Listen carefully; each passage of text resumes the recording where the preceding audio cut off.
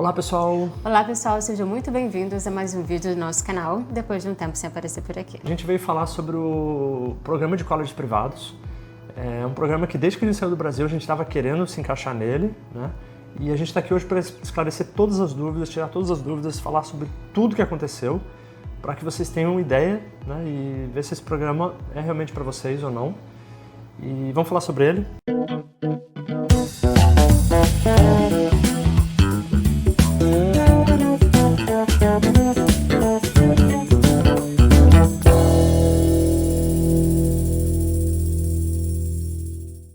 Então pessoal, deu tudo certo, sob trancos e barrancos, mas deu tudo certo. E a gente queria explicar um pouco sobre os detalhes para que vocês saibam como que ele funciona, ter assim a ideia dos riscos, né, das oportunidades que esse programa tem, uma série de coisas, para que vocês tomem uma decisão boa e que não venham por impulso ou porque acha que é fácil, mais fácil, né? E a gente quer ajudar vocês nesse sentido. Então, para começar, o programa piloto do college privado, você escolhe entre algumas profissões que são elegíveis, que está no programa, é só entrar no site da província de New Brunswick.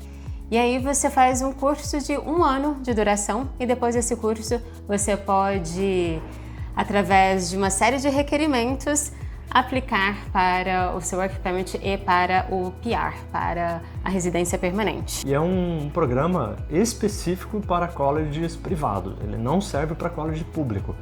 Então foi um programa que foi criado em 2021, ele foi anunciado em 2021, mas foi lançado em 2022, ano passado. E a gente, quando chegou aqui, o programa nem tinha sido lançado ainda, né? O programa tinha... eu comecei no início de setembro e ele foi lançado, acho que foi em final de setembro ou outubro. Então a gente nem tinha ideia exatamente de como funcionaria. Então a gente veio assim, realmente de pioneirismo total. A gente veio assim com um alto risco porque não tinha ninguém que tinha passado por esse programa ainda. Apenas umas especulações do que seria, do que poderia ser esse programa. Então aí depois a gente viu que na montagem do programa várias coisas não foram como haviam nos falado. Né? Então, existem alguns riscos de ser os pioneiros. Porque quando você tem muita especulação, você abre brecha para as pessoas sugerirem. Eu acho que vai ser assim. Não, geralmente é assim. Então a gente vai ouvindo um monte de coisas, mas o que vale, o que conta é o que está no programa. O programa inteiro, que é um PDF imenso, lá falando sobre todos os detalhes e tal. Então isso é o que importa, né? Não adianta alguém falar e depois o que está lá não bater, né? Bom, sobre os requisitos. Então, quais são os requisitos ali? Primeiro, o nível de idioma. Que é o CLB 5, que você precisa ter. No IELTS e no CELPIP. Eu vou deixar um quadrinho para vocês verem, só para ficar mais claro quais são essas notas que você tem que tirar nas provas de inglês. Outra questão é a idade até no máximo 55 anos. Então, quando você aplicar para o programa, não pode passar, né, de 55. E o mínimo de 19. Depois, você tem que estar aqui em New Brunswick. Esse é um programa para esta província, né? Então pode ser em qualquer lugar, pode ser lá na fronteira com Quebec, na fronteira com os Estados Unidos, na fronteira com Pei ou Nova Escócia.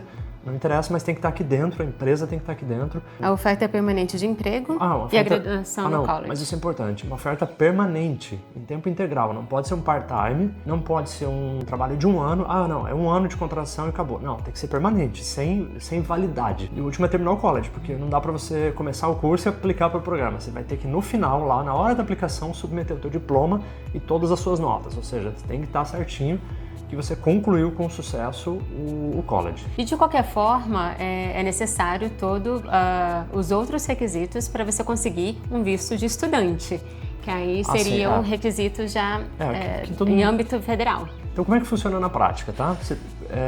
Como que foi com a gente, para você ter uma ideia? Eu terminei o college e fiz o estágio, né?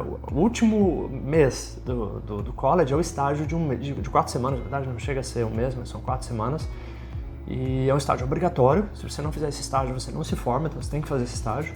E eu fiz o estágio na mesma empresa que acabou me contratando depois, tá? Mas não necessariamente precisa ser a mesma empresa, pode ser que você faça numa empresa porque a empresa não tem interesse de contratar ninguém. Né? O que aconteceu com a grande maioria, Isso. né? Mas muitos conseguiram na mesma empresa que fez o estágio, mas a grande maioria não conseguiu na empresa que fez o estágio. Inclusive isso é um papel do Career Service, né, na parte de serviço de carreira lá do Walton, do college que eu fiz, que já contacta as empresas e o ideal, como esse prazo é muito pequeno depois da formatura, é ideal que já ache uma empresa que tem esse interesse, para que não fique assim, né? Você faz o estágio um mês, que a pessoa tem esse tempo de te conhecer, e aí depois você vai para outra empresa. Então, o ideal seria isso, né? Na mesma empresa já te contratarem, se gostarem de você. Geralmente, se a empresa já tem esse interesse, é bem possível que haja uma contratação.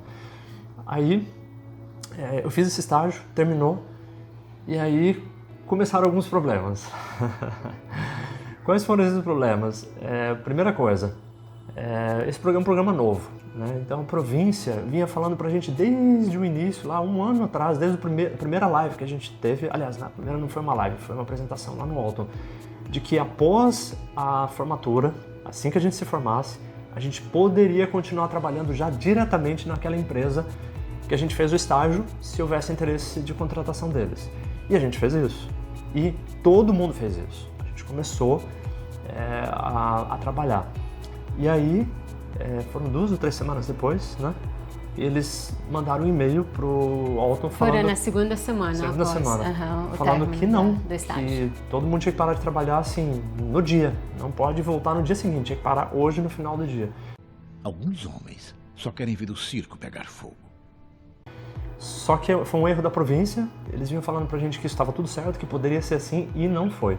Ou seja, a gente já sabia que essa era a regra, né? Porque todos os colleges, você se formou, você tem que parar enquanto você não aplica para o PGWP. Mas como nós não temos PGWP... Esse programa não oferece PGWP? Não oferece PGWP, não. Você terminou, você tem que parar, não tem outra forma a não ser passar pelo programa inteiro para daí voltar a trabalhar. Né? E foi isso. E eu acabei ficando 45 dias sem trabalhar. Eu fiquei 45 dias esperando a empresa me dar a documentação para daí eu aplicar para o programa. Exatamente, aplicar para o Work Permit. Não, para aplicar para o programa inteiro, porque eu precisava do contrato é verdade. para começar a aplicar. E, claro, a aplicação é rápida, depois que você começa ali é rapidinho. A província estava assim, super atenta, porque sabe que o prazo é muito pequeno. Mas, de qualquer forma, é corrido, né? E tem que considerar que você tem um prazo de, no máximo, 3 meses após a formatura. Para conseguir esse emprego. Para conseguir esse trabalho, né? E, então, é isso. Você tem que terminar o college, achar um trabalho dentro de 3 meses e aí seguir uma sequência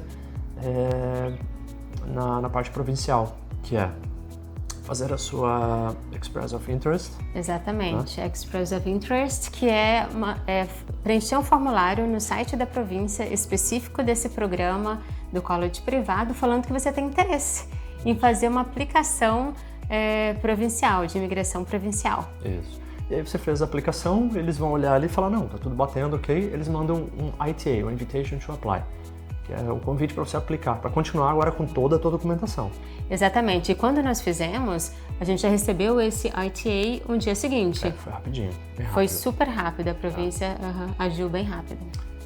A gente subiu todos os documentos, aí você vai mandar tudo, né? Praticamente uma nova aplicação como você fez lá no começo pro Study Permit, né? E tudo isso é dentro do próprio site. Você vai preencher um monte de formulários.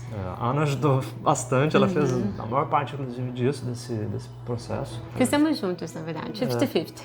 Não, mas a Ana fez bastante, ela me ajudou bastante. A Ana tem mais atenta a uma série de detalhes e eu acho que foi melhor nesse sentido. Aí, 3 dias depois, né? 3 dias? 3 dias depois. Aí recebi a nomeação provincial, que aí vem a nomeação provincial, é um documento e tem mais uma coisa, o que é o outro? A nomeação provincial. E uma carta indicando que eu posso ir lá para o federal para fazer o pedido do Work Permit. Então são 2 documentos. A partir desse momento, sai do provincial e você vai lá pro federal. Pro âmbito federal, exatamente. Lá você vai aplicar para quê? Pro teu Work Permit, pro Work Permit do cônjuge, que foi o caso da Ana. E uma vez que você aplicou, você submeteu, quem tem o Work Permit, então eu já posso retomar o trabalho. Só que esse foi o gap aí. Entre eu a empresa falar que topava me contratar e até eu receber toda a documentação para começar a aplicação mesmo provincial, demorou 45 dias. E por que demorou tanto? É porque uma vez que você encontra um emprego, a empresa diz que realmente quer você lá, acontecem duas coisas paralelas. Uma é a gente fazendo todas as aplicações, preenchendo os formulários. E, paralelamente, a empresa também tem que preencher vários formulários e pagar uma taxa. Então, tem que acontecer as duas coisas.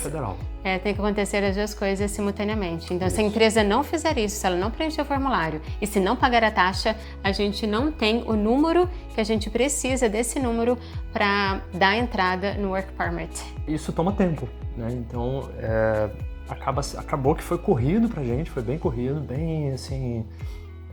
a gente ficou numa tensão máxima, né? Desde que a gente tinha chegado aqui, todos os desafios que a gente teve, esse foi assim um desafio extremamente, porque era o nosso objetivo, né? Feito aquilo, a coisa se encaminhava. Fiz a aplicação do Work Permit, continuei trabalhando então na empresa. Aí, ok, depois de 45 dias voltei a trabalhar. Só que eu recebi esse trabalho para St. John, não foi aqui para Moncton, né? Vocês já sabem disso, mas só para reforçar. Então eu fui contratado para lá. Eu tive que ir para lá e começar a trabalhar lá. E isso já é mais uma mudança, né? Uma mudança, achar lugar para morar e todas essas coisas que demandam bastante tempo, né? 3 meses tem que fazer tudo isso correndo, porque o tempo passa rápido, né? O tempo não para. Uma vez que aplicou para o Work Permit, aí você recebe uma autorização que você pode trabalhar até um determinado período, até você receber o Work Permit até o governo te enviar realmente o Work Permit, mas você recebe uma autorização para trabalhar. Então a gente aplicou em agosto então e aí foi até a autorização para trabalhar até dezembro. Que aí é o tempo do governo já enviar a autorização do Work Permit. O programa não permite oficialmente, tá, tradicionalmente, que o cônjuge trabalhe. Então, quando eu apliquei para o meu Work Permit, era a extensão do meu Work Permit que ainda estava válido. Mas a Ana estava como turista aqui. Estamos aqui diante de uma nova milionária. Ou seja, ela teria que esperar 3, 4 meses para daí chegar o Work Permit dela para começar a trabalhar. Então, imagina, eu já tinha ficado 45 dias sem trabalhar, né? A Ana ia ficar mais tempo, talvez, sem trabalhar. E aí como é que fica? Então, o que a gente fez? A gente foi lá na fronteira para fazer o flag polling, para sair já de lá com os permits. E foi a melhor coisa que a gente fez, né? Exatamente. Porque saiu na hora. Só que a gente não sabia antes. A gente não tinha se ligado, né? Porque como a gente estava naquele desespero, porque pensa o seguinte, enquanto eu não aplico para o Work Permit, eu não posso voltar a trabalhar. E se eu tivesse que aplicar lá na fronteira, eu ainda teria que planejar a viagem pra gente ir lá, fazer isso e daí voltar. Então, assim, eu precisava de velocidade. Então a gente aplicou e uma vez que você aplica online, na hora da aplicação, você submeteu, você já recebe um documento dizendo que você pode trabalhar. E mesmo que você receba no dia seguinte esse documento, ele é retroativo ao dia que você aplicou. Então, no dia anterior. Então, você aplicou, você já pode voltar a trabalhar, que tá válido. E aí, no final, o agente de imigração, ele disse que, já que estávamos lá mesmo, ele já iria dar pra gente o Work Permit. Só que a gente teve que pagar 2 vezes. A gente pagou a aplicação online e depois pagamos também para a obtenção dos vistos na fronteira. Feito isso, a gente pôde aplicar para o nosso PR, para nossa residência permanente. Então esse é o processo. Eu vou deixar aqui embaixo um link para você acessar e ver todo esse esquema, tá? Todo esse checklist. O passo a passo. O passo a passo. Esse foi um trabalho que eu fiz, a gente fez na verdade, e até alguns amigos contribuíram bastante com isso.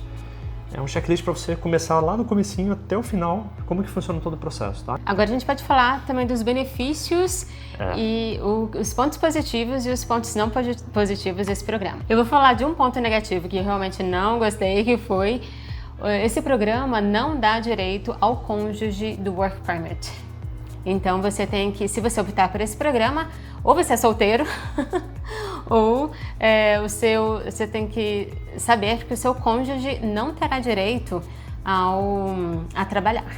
Mas Ana, eu ouvi dizer que fulano, cicrano e beltrano conseguiram, e aí? Exatamente. Então eles conseguiram porque o programa era muito novo e os oficiais de imigração, eles realmente não conheciam.